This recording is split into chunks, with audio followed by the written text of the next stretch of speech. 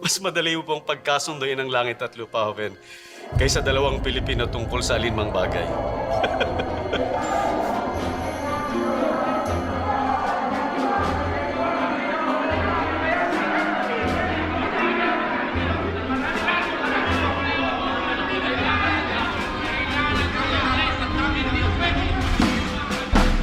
Senyor Presidente, walang pupuntahan ito. Habang nagtatalo tayo dito, lalo lamang lumalakas ang pwersa ng mga Amerikano. Lusubin na natin sila habang kakaunti pa lamang sila kahit ikamatay ng karamihan sa atin. Mapapalayas natin sila sa Maynila at mapapasakamay natin ang Intramuros. Hawak na natin mga karating bayan! Meron tayong 40,000 katao! 1,000 lamang ang mga Amerikano. Madali natin silang mapapatalsik sa bayan na ito! Ay, padala ko na si Arguelles at Buen Camino para makipag-uusap ng kapayapaan kay General Otis. Pinaglalaroan lang nila tayo. Ang balita ay may paparating pang 7,000 sundalo na magpapalakas sa kanilang puwersa. Tingnan nyo, tama si General Luna. Kailangan na tayong kumilos. Cállate! Kaaway din ng Espanya ang Amerika. Ang kaaway ng aking mga kaaway, tuturing kong kaibigan. Inalaban ng Amerika ang Espanya sa Cuba. Sinakop ba nila ang Cuba? Hindi. Tinulungan pa nila ang mga Cubano na sipain ng Espanyol. Wala tayong dapat ikatakot. At pagbigyan naman natin na magkaroon tayo ng kapayapaan. On Maricon. Muy bien, señor Paterno. Walang umiiral na mag-isa, Joven.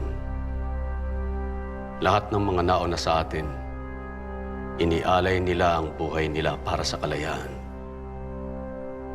Kung Espanya talaga ang kalaban ng mga Amerikano, bakit hindi sila makiisa sa atin? Bakit pinipigilan nila tayong pumasok sa Intramuros?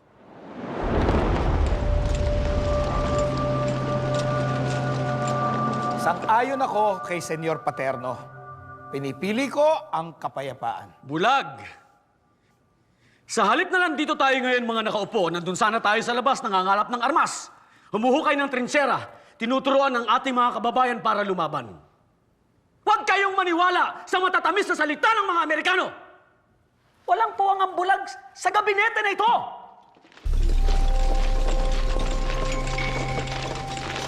Paano ang aming mga negosyo? Kapag nakapaglaban kami, babagsak ang ekonomiya. Paano namin mapapakain ang aming mga pamilya? Negosyo o kalayaan, bayan o sarili, pumili ka! Kilala kita! Kasali ka sa gobyerno sibil ng Kastila at ng mga nibang Espanya, lumipat ka agad ng bakod at ngayong tayo naman ng mga nganib, makikisiping ka naman sa bandila ng Amerika. Tigil ka nga. Lahat tayo may interes. Tao lamang tayo. Ay, paano ninyo nasisikmurang pag-usapan ng negosyo kung mangalipin tayo sa sarili nating bayan? Minamahal ko rin ang ating bayan. Kandehadas! Sa ngayon ay kakampi natin ng Amerika. Nangako sila sa akin sa Hong Kong. Gagawin ng Amerika ang lahat. Maunahan lamang niya ang ibang mga bansa na may pagnanasa sa Pilipinas. Get ready! We'll begin in an hour.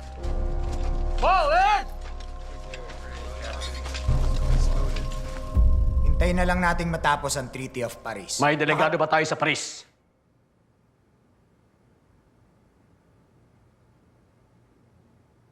O kahit tagapagbasid man lamang.